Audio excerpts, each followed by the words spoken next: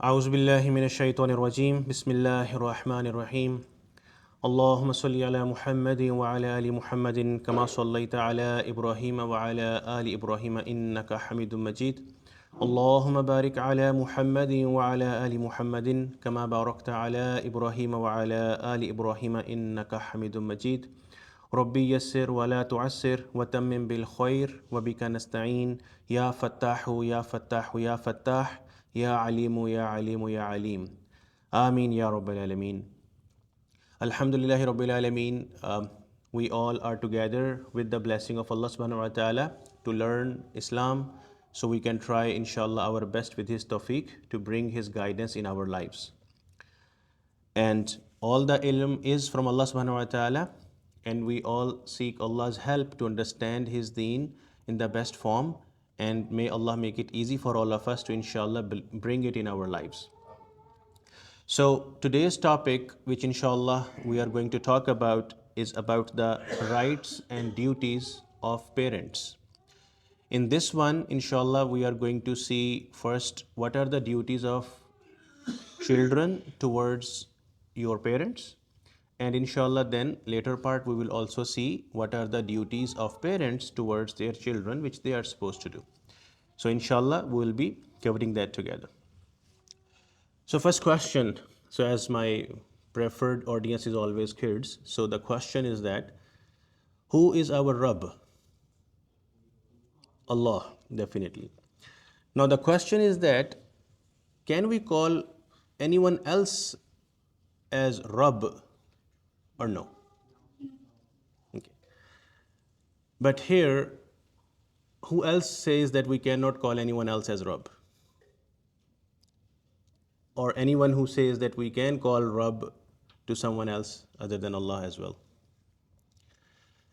So Quran tells us the guidance.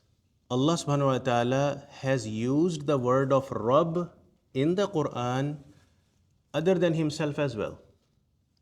And that is inshallah we are going to explore today, that who is that person for whom Allah subhanahu wa ta'ala is guiding us, that we are using the word of Rabb for that person other than Allah. So that is what inshallah we are going to see today. So before I go into that detail, let's quickly come to the board where you can see a very famous dua. This is from the Quran. Rabbirhamhuma kama rabbayani saghira. And we normally translate that oh our Rabb, have mercy on both of my parents the way they were merciful and kind to me when I was little. So this is the dua. Quran is teaching all of us to keep making this dua to Allah subhanahu wa ta'ala for our parents. And this does not only apply to children but elders also, because they also have parents. And this dua is also applicable not only in the case that your parents are alive, but if in case your parents have already passed away, this dua applies to them as well. Because even if they have passed away, they have gone from this world, they are still depending on Allah's mercy. So this dua is for everyone, for every age, no matter whatever is the situation. So inshallah, let's quickly learn this dua together. So again, this dua is the ayah of the Quran. And in this one, Allah subhanahu wa ta'ala is telling us to make the dua for your parents like this. Rabbirhamhuma kama rabbayani saghira. I have written this down in different colors for a reason. Because now inshallah we are going to break it down to understand the meanings of each and every aspect or element in this dua. So the first one is Rabbi. We all know the meaning of Rabb. For now I am just taking it as it is.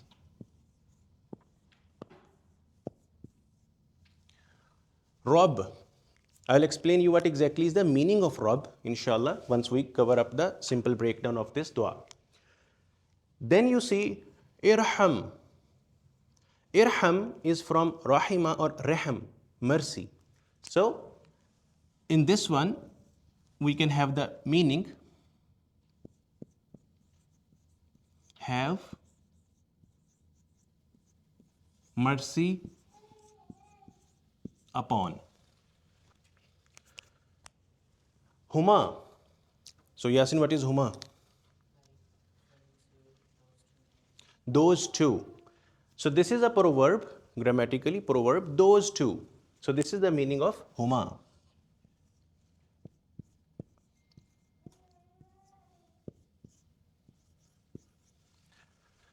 Those two. Who are those two? So Allah subhanahu wa ta'ala is referring towards our parents.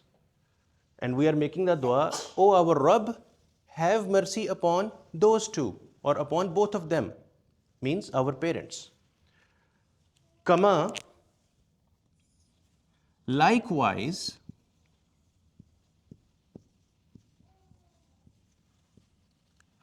or in the same way as Rabbayani, this is the important word, inshallah. I will break this word down into detail. And Saghira, this is from like Saghir, small, Kabir, big. So small means, Saghira means small. So Saghira, we can make it like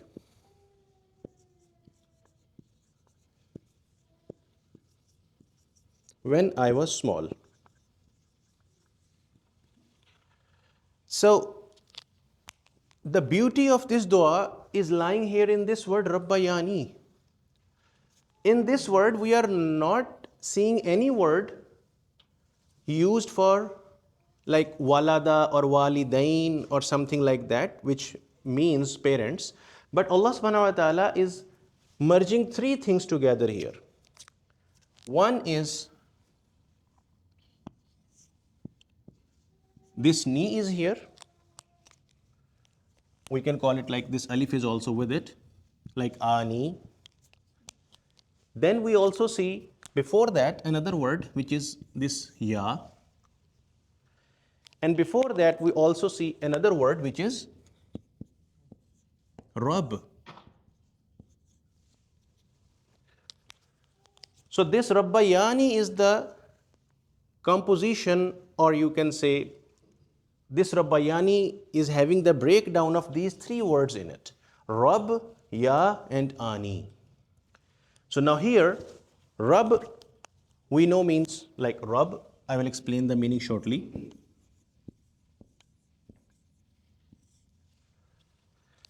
Ya is also a proverb which is used. Yasin, why we use Ya? My or I or mine, like in grammar wahid mutakallim or like first person singular. So means I can take it here my. And Ani. Ani is used for dual sense, like two. So if I translate it in the word to word thing, so I can say my both Rabb. My both Rabb. Now who two are we referring here to? This both is referring towards this huma, those two parents. So Allah subhanahu wa ta'ala is using the word Rabb for our parents in the Quran, in this dua. So that is the value of parents. And Allah subhanahu wa ta'ala is teaching us to make this dua for your parents. And this applies to everyone. Now, let's go to the meaning of Rabb, that what exactly the meaning of Rabb and why Allah subhanahu wa ta'ala is guiding us to call our parents as Rabb. So, the meaning of Rabb, it means we call someone as Rabb who is nurturing us, raising us, caring for us, sustaining us, and controlling and supporting the gradual development of us, or our gradual slow development. When we were nothing, we came to this world through our parents. When we were few days old, we were not even able to speak a word. We just produce some unknown sounds from our mouth. Our mothers or our fathers, they used to understand even then what we are in need of. Are we hungry or thirsty or sick or we need to sleep or whatever we need even when we were not able to say a word. Few days of age when we were, and we all were in that stage once. So at that time, our parents still used to understand what we are trying to say. And from that stage all the way now or even later, until you become so much independent that you are able to live your own life, you are able to handle and manage your own spouse and children later on. You are coming to all that level of high, extreme, developed stage is with the support of your parents. And that is the reason that Allah subhanahu wa ta'ala is calling our parents as our Rabb. So, clarification for this confusion that we always heard that Rabb is only Allah, then how come parents are Rabb? See, Rabb is not the personal name of Allah, it is an attribute. And whoever has an attribute, we call him with that name. So that is how it works.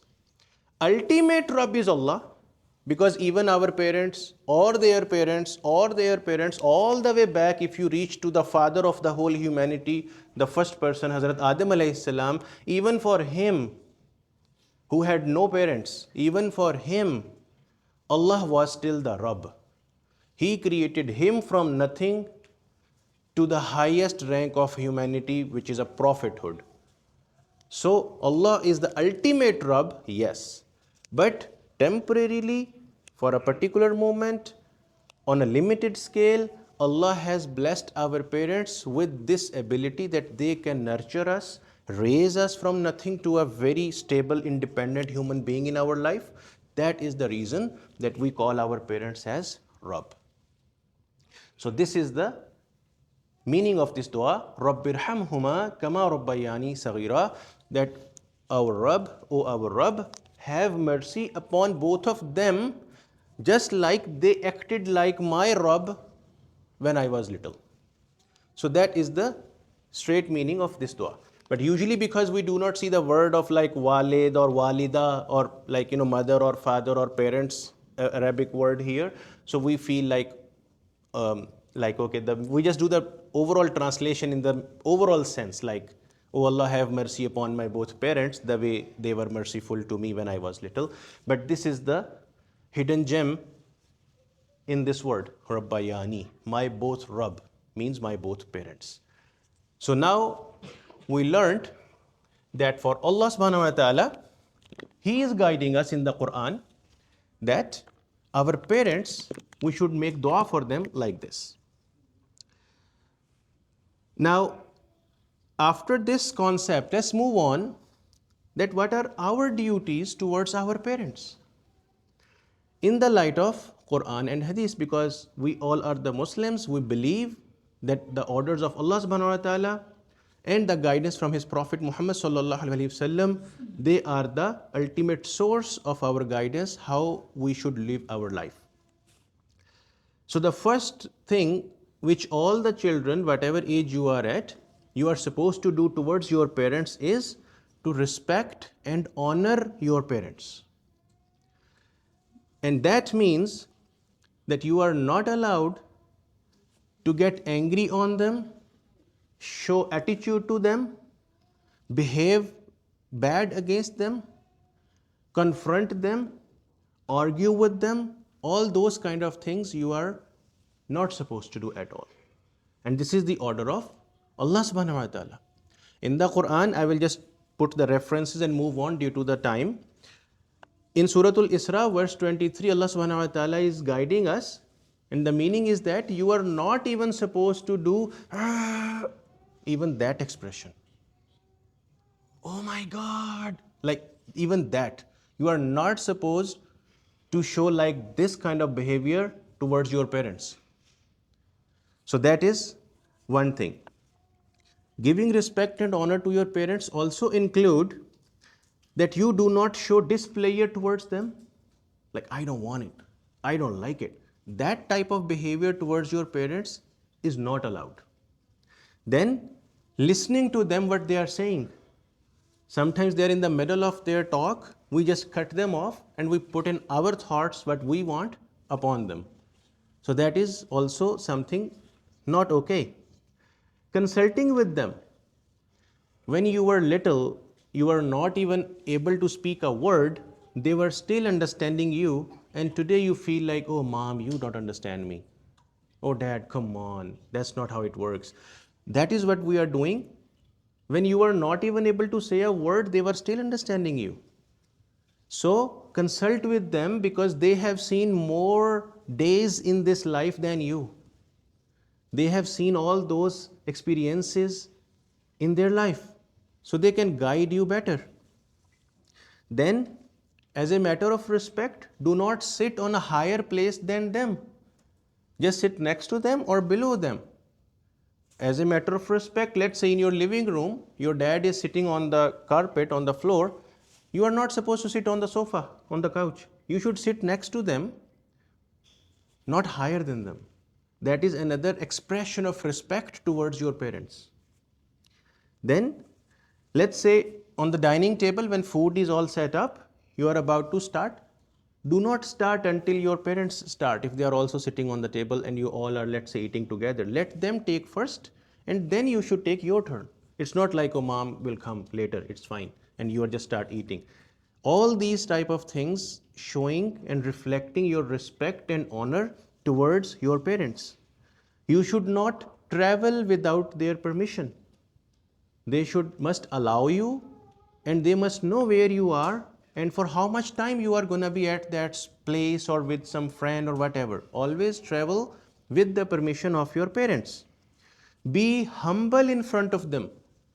Just as an example, let's say if you do any mistake and your teacher takes you to the principal's office.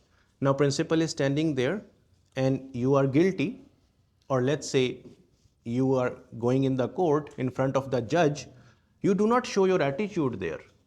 You stay humble, calm, relaxed, easy, but with huge respect and humility in your heart and in your body language. That is how we should behave in front of our parents. And whenever you look at them with respect and the situation is normal, try to look at them with smiling face. Because parents like when their children are happy and smiling. It brings them comfort as well. So all these aspects come under respecting and honoring your parents. Then coming towards the next responsibility, obey them. You are always required to obey them in any situation except one case. You can disobey your parents only in one case. But other than that, right or wrong, you like it or not, you are always required to obey them. No exceptions. That one exception is if your parents are asking you to do something which is against the orders and guidance of Allah and His Rasul. That is the only exception that you can disobey your parents. Because your parents are also Muslim, they are also God-fearing, they are guiding you towards better, you are always required to follow them. Let me put an example. Let's say a recent case came to me. There was a girl, she used to do the scarf. After a few days, she came and she was without a scarf. A young girl, teenage. So when asked, so she said, my mom don't like it. My mom says, you are still young. You have the whole life ahead of you. With this scarf, you look of more age.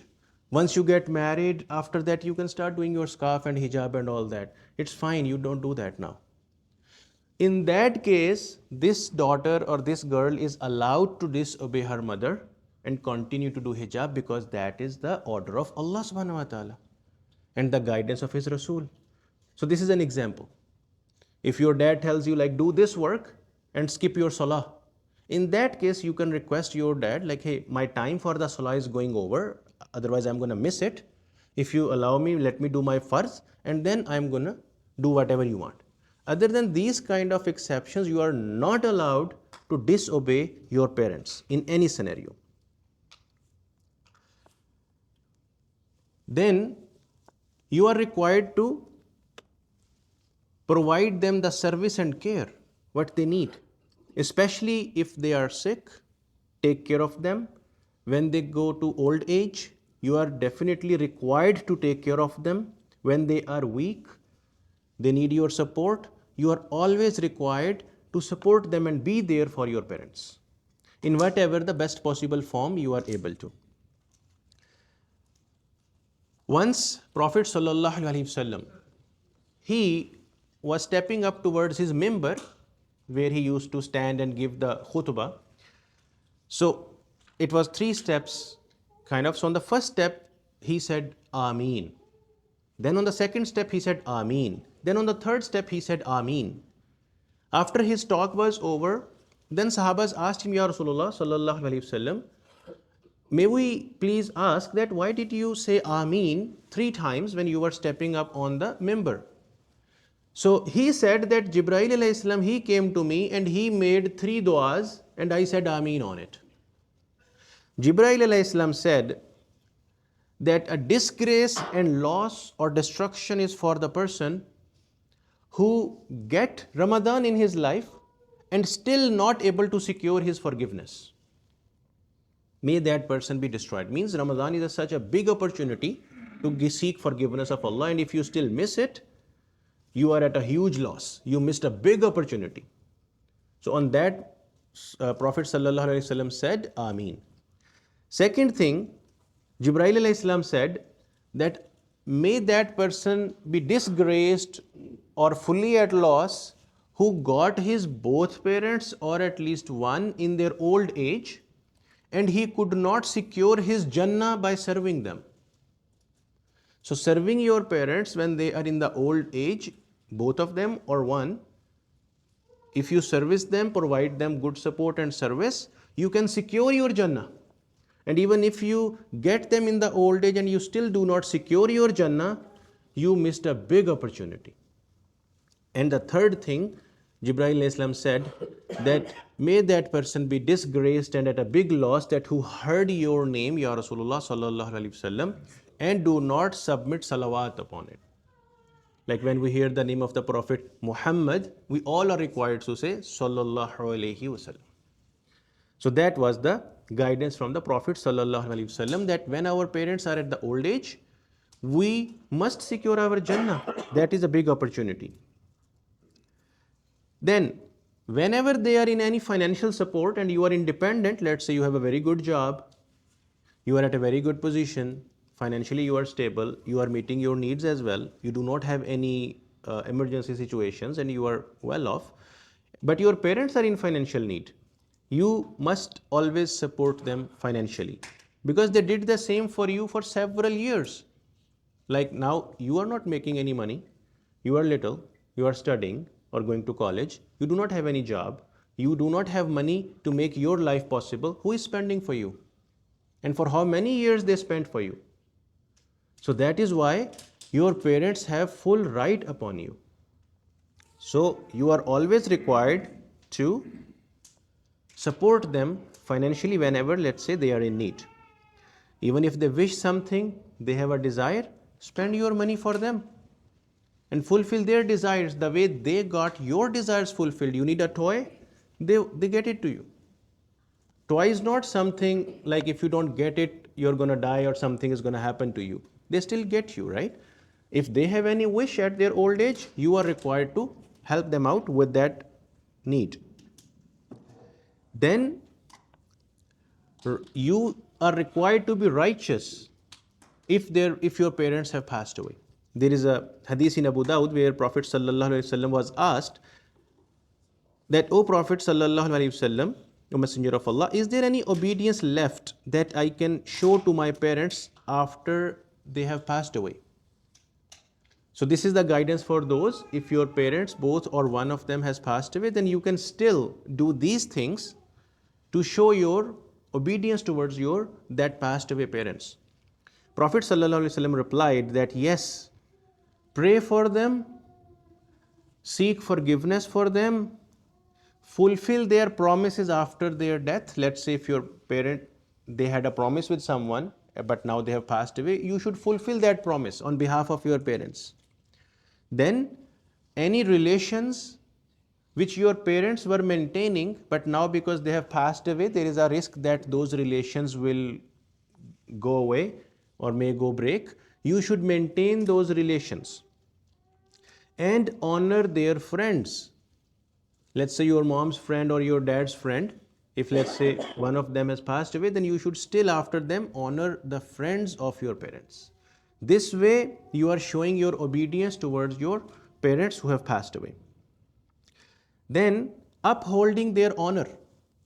For example, if your parents are not available in the gathering, or let's say they have passed away, in any way they are not present right now, when you talk about your parents, talk high about them. In their absence, uphold their honor and respect. One who honors their parents, Allah loves them. And this is the hadith in Tirmidhi, that Allah loves those who uphold the honor of their parents. If you misbehave with your parents or you get angry on your parents, that is a major sin, not a minor sin. Gunahi kabira, not saghira, if you misbehave with your parents. And there is no solution to seek forgiveness of major sins from Allah except one only way, and that is tawbah. And tawbah requires three things, otherwise your tawbah is not complete. One, you have a sincere guilt and repentance in your heart. You feel bad, like, oh, I did wrong. You should have a sincere bad feeling in your heart for yourself that I did wrong. One thing. Second thing, you firmly decide that I will never do it again. And you act upon that determination. And the third thing, if you did something wrong, fix it. Reverse it back to the correct shape.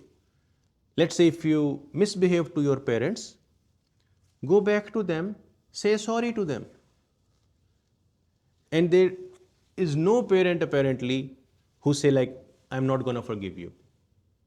All the parents are always happy and ready to forgive you always. So these are the three things, if you must do, then your tawbah is legit and good, and Allah will inshallah definitely with His mercy forgive you. Otherwise, misbehaving with the parents, arguing with the parents, getting angry upon them, that is a major sin. So keep this in mind. So first thing, feel guilt in your heart that I did wrong. Second thing, you should have a strong determination, I will not repeat it.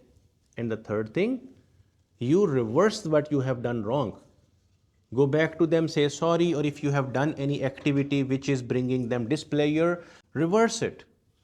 If you are in any bad habit and your parents are not okay with that and you know that, leave that habit, change your habit. So all these things are going to help you to seek Allah's forgiveness. Then, do you have a specific age for kids when it becomes like a major sin, chewing laziness or? we'll address it in the question answer session, inshallah. Yeah. So one of the Sahabi, Abdullah ibn Masud radiallahu ta'ala anhu, he once asked the Prophet sallallahu alaihi wasallam that which deed is most liked by Allah subhanahu wa ta'ala. So Prophet sallallahu alaihi wasallam said that a salah you offer on time. He said, okay, and then after that, so then Prophet sallallahu alaihi wasallam said that kindness and respect towards your parents, that is the second most beloved activity or good deed Allah loves. Once Ibn Umar radiallahu ta'ala, he saw a Yemeni person. He was having his mother carrying on his shoulders and doing the tawaf of Kaaba. And this person said that I am like a tamed camel for my mother. You know, you have a pet if in case, and the pet is tamed. You call the pet, it comes to you. You ask the pet to sit, it sits. You ask the pet to go away, it goes away. And you like it, right? But if your pet is not doing what you want, you feel bad about it. You get sometimes upset, right? So if you have a pet who follows what you want, that is a tamed pet. He said, I am like a tamed pet for my mother. Whatever she asks me, I just do it right away blindly without even thinking, it is hard or easy, or I like it or no. I am just like a tamed pet for my mom. And then he asked that I carried my mother on my shoulders for more number of days, in other words, for more duration than she carried me. So our mothers, they carried us for 9 months during her pregnancy. After that, she carried us throughout next few more years until we became able to start walking ourselves. He said that I carried my mom for more number of years than she carried me. Did I pay off her kindness towards me? So the response from Ibn Umar was that you did not even pay off one contraction she faced when she was pregnant with you. That one pain. You did not even pay off that. So that shows that how much obedient and humble we must be towards our parents. Then in another hadith, Jannah lies under the feet of your mother. Obey your mother so you can secure your Jannah. And for the father, the pleasure of Allah is in the pleasure of your father, and displeasure of Allah is in the displeasure of your father. So if your father is not happy with you, or he is having displeasure from something you are doing, that is making Allah unhappy as well. Father is a door of Jannah. You make your dad happy, you open the door of Jannah for yourself. So we should keep in mind that we should not follow what we sometimes see on the social media. We treat our parents equally like us. We should have a say in the house as well. All those kind of stuff is just trash in the eyes of Islam. Your parents are head of the family. They are the ultimate say of the house. You are not, you wouldn't be even existing without them. They are the one who gave birth to you and you came in this world. Otherwise, you wouldn't be even existing. Any human being other than Adam alayhi salam, who was not having parents, and Isa alayhi salam, who was not having a father, is there any human being who came to this world without parents? Is there anyone? No. We wouldn't be even existing without our parents. So our existence is because of them. So we should follow what Allah and His Rasul is teaching us instead of what media and some other bad cultures are teaching us. Now, let's move on to the second part. That what are the responsibilities or the duties of parents towards children? And I want children to also keep an eye, did your parents did that for you? That's going to help you that why you are required to fulfill your duties towards your parents. First thing, a person is required to be in the lawful halal marriage to give birth to his children. So that means that parents are lawfully, according to the guidance of Allah and His Rasul, they married and then you got birth. So you are halal children instead of a haram children. That is something which was the duty of your parents and they very well fulfilled it. Then they chose beautiful name for you. That is their duty. So your name is either having a beautiful meaning or it is in similarity to maybe some name of the Prophet or something. So they decided your name beautifully. That was their job. They did it well. Then it is their duty to upbring you religiously good. So they try their best to bring you the Quran class or Islamic education, or try you to be habitual on your salah or do your fasting, or you become a good character person, you do halal and good things, stay away from haram, all that kind of things. Your parents' responsibility is to help you do everything good and support you, guide you. And that is what all the parents try to do. Sometimes they put you to the Islamic school or class or Quran class, or even at home, they keep asking you sometimes, like, you should do your salah or you should do your fasting or something, or let's go together to the masjid or something. Whatever they are doing, that is their duty, and that is why they are asking you to do it. Then they are also, so even there is a ayah in the Quran, Surah Al-Tahrim, verse 6, translation as, O believers, protect yourself and your families from the fire, hellfire. And about hellfire, whose fuel is people and stones, overseen by powerful and severe angels who never disobey whatever Allah orders, always doing as commanded. So the hellfire has very hard, powerful, severe angels appointed on it. They do not have any mercy in their heart. Allah did not put mercy in their heart. So Allah is saying, protect yourself and your families from that hellfire, and the fuel of that hellfire is people and stones. So means people are gonna go in the hellfire. So protect your family and yourself from the hellfire. How? To bring yourself and your family according to the guidance of Islam and apply Islam in your life. So that is their job. Parents do that, they try their best to do that. You should also encourage them if they are missing any salah. You should also, like, family is like a team. If one family member goes to the hellfire and you do not meet them later on in Jannah, you will feel bad about it, right? So family is like a team. Everyone should look forward to help out each other to be on Islam.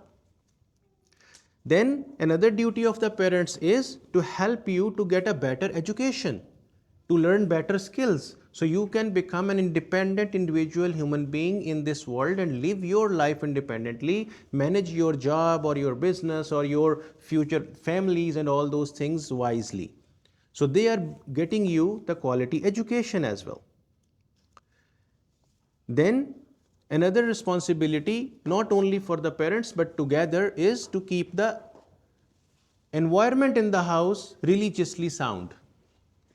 So you should have a team together environment in the house where everyone should be trying to work towards your salah, reading the Quran. Like several weeks go away and you do not even open the Quran in your house. So that is now becoming very much common. So everyone should work in the family as a team member and try to build up the home environment Islamically good and supportive, so everyone can do their ibadah comfortably in the environment. You go with the flow of your environment. So establish that environment in your house. And children should help their parents, and parents should work with their children together. It is a team effort together. So build up that environment in your home. Being in the good environment, another thing falls. Your parents' duty is to not let you become the part of bad company. If your parents feel that any of your friends are not good and they ask you to break your friendship with that person, break it right away. Because your parents want you to be in the company of good people, good friends. There is a hadith of the Prophet ﷺ where he mentioned that a person is on the religion of his friend. That means if you have good friends, you will follow your friends. You will take the influence of them. That is very important. Right now, if you see, like, how much you consult with your parents and how much you consult with your friends, you can self-assess yourself. So you are taking more influence of your friends instead of your parents. So that is what our Prophet ﷺ said, that we must be careful what company we are joining in. And this is also the duty of your parents. That is why they ask you, my son or my daughter, please don't become part of that gathering, or don't be the part of that company, or change your friends. And you should do that because it is for your own betterment. And then once you become mature and independent, you are wise, you are able to live your life independently.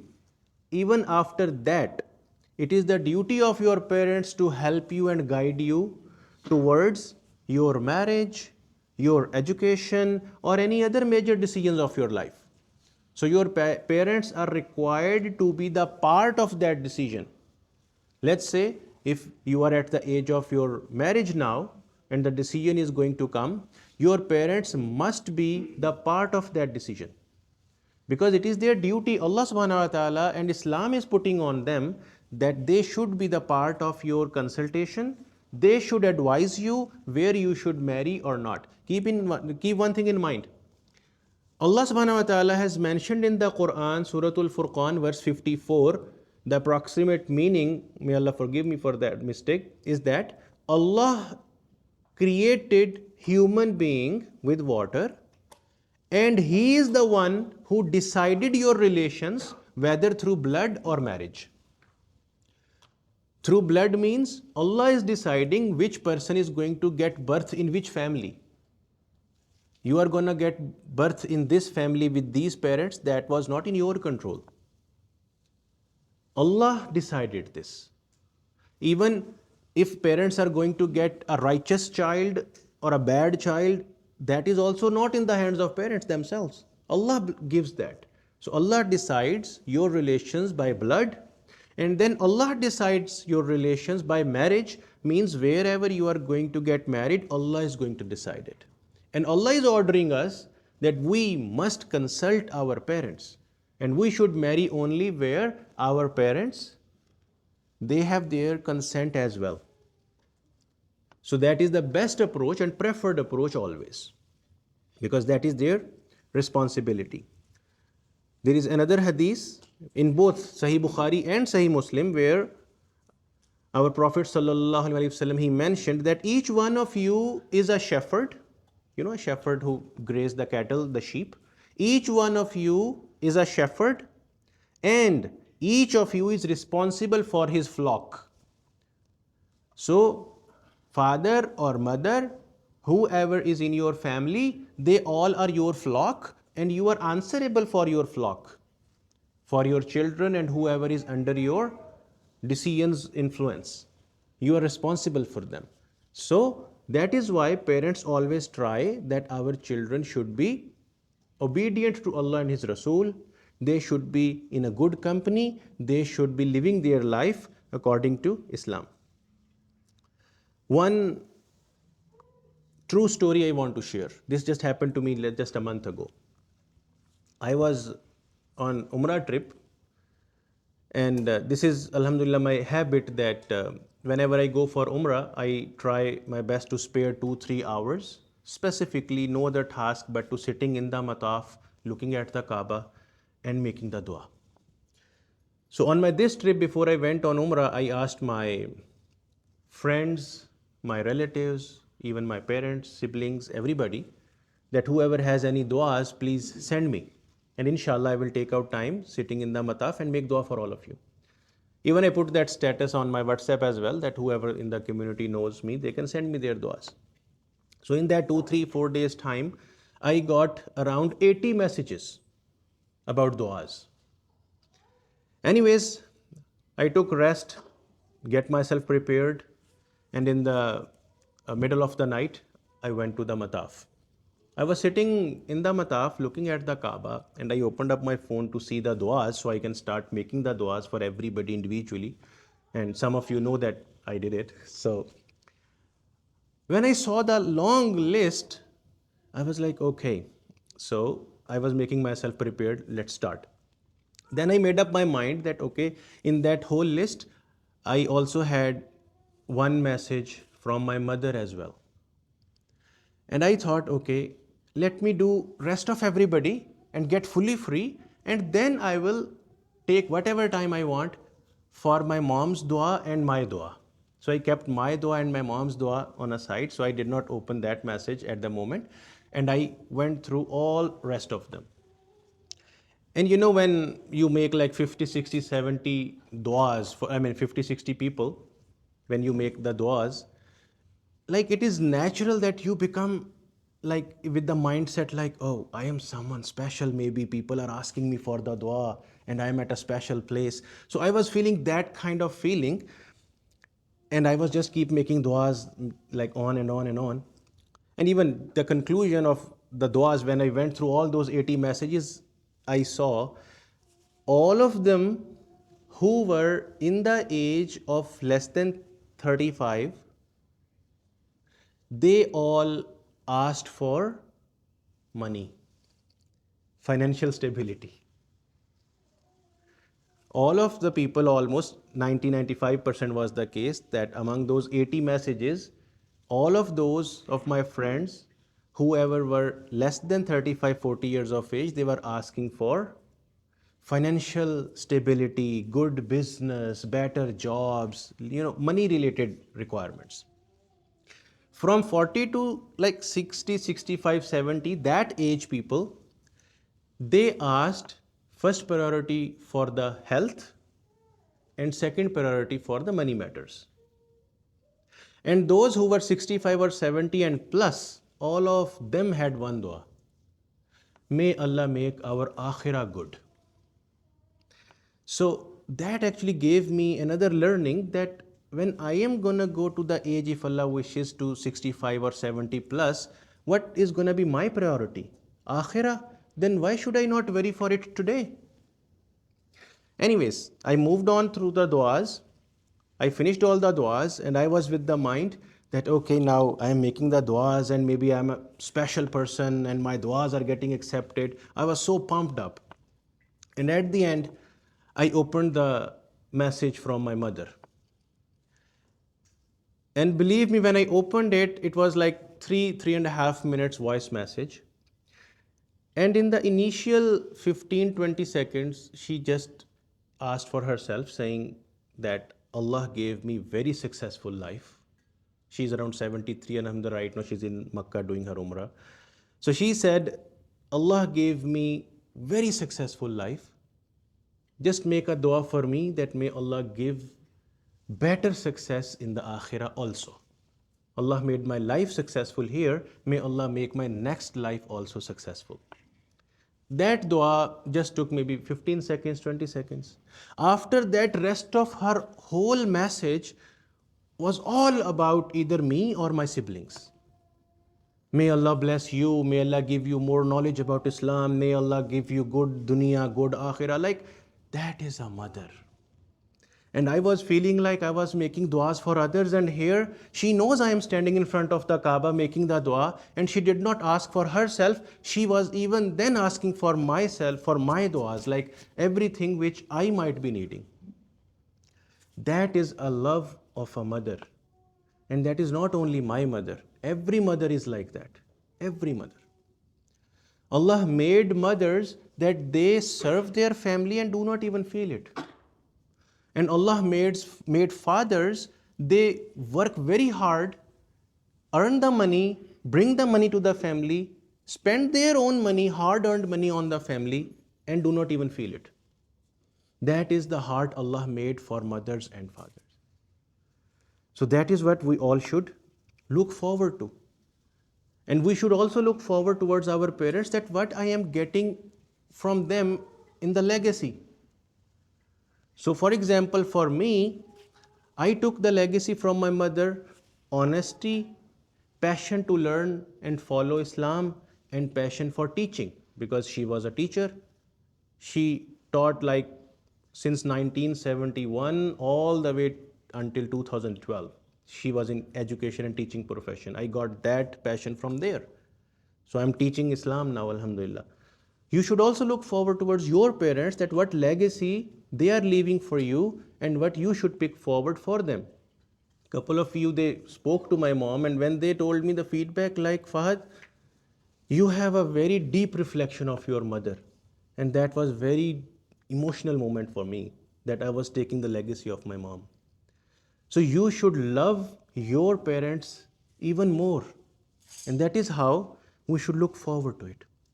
So may Allah subhanahu wa ta'ala help all of us to learn the true responsibilities we all have towards our parents. May Allah make our heart clean from shaitan and all the bad waswasa which makes us staying away from our parents. May Allah protect us from all that. May Allah help us to get more closer and more connected to our parents, because they are the light of our life. You don't know their importance. We usually come to know their importance when we ourselves become parents, and by that time, either our parents have already gone or they are very old and you do not have much time to serve them. So, this is the time we should look forward towards our parents, help them out, give best service to them, try to put more effort. Like, let's say if you are three siblings and your dad or your mom asks something, you should be the first one to do it.